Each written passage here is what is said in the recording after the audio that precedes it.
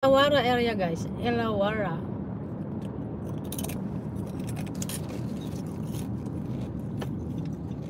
Itong kliyente na pinupuntahan ko, regular ano ko na siya.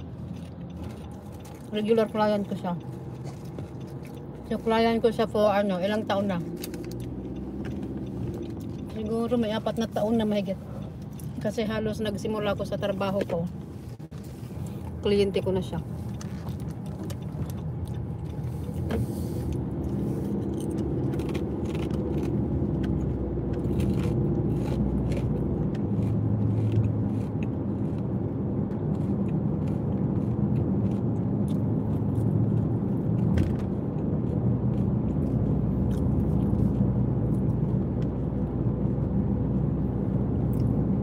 Hindi ko alam kung may signal dito sa ano.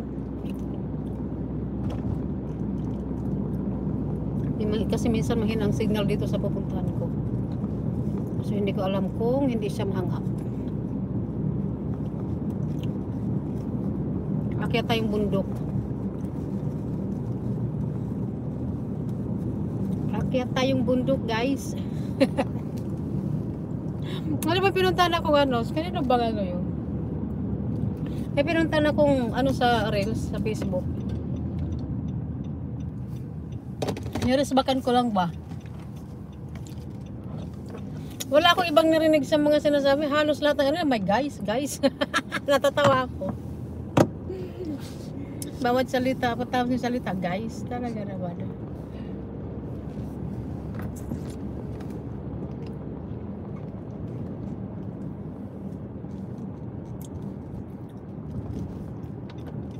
So kung hindi siya maputol, i-ano ko lang siya, i-silent ko lang siya. Hindi ko naman siya i-silent, so iharap ko lang. So ang ganda ng bulaklak na yun. Iharap ko lang siya somewhere. Sana lang hindi siya maputol. Pero hindi ko pwedeng yung kliyente ko. Hindi ko pwedeng i-expose.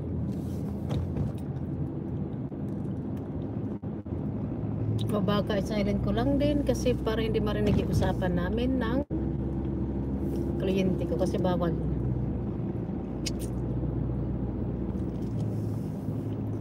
Baka mawalan tayo ng work.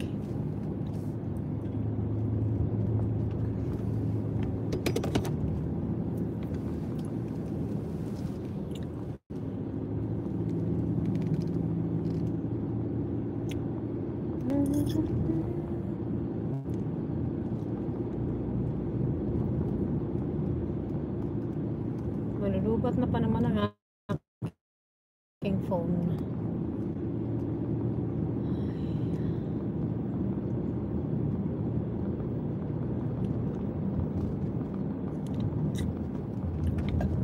Oh, excuse.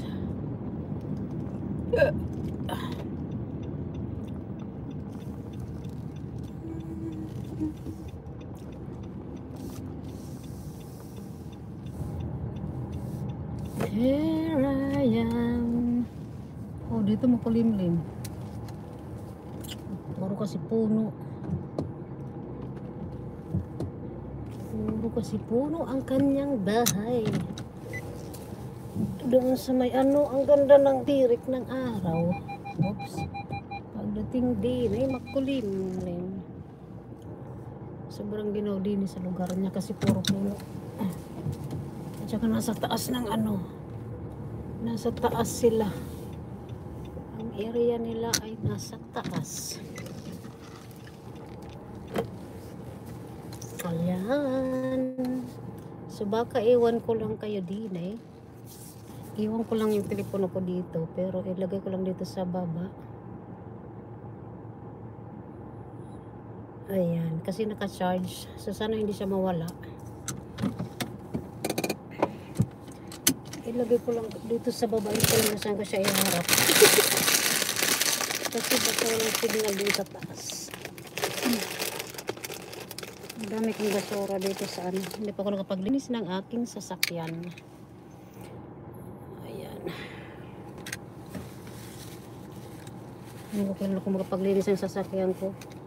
Busy pang person.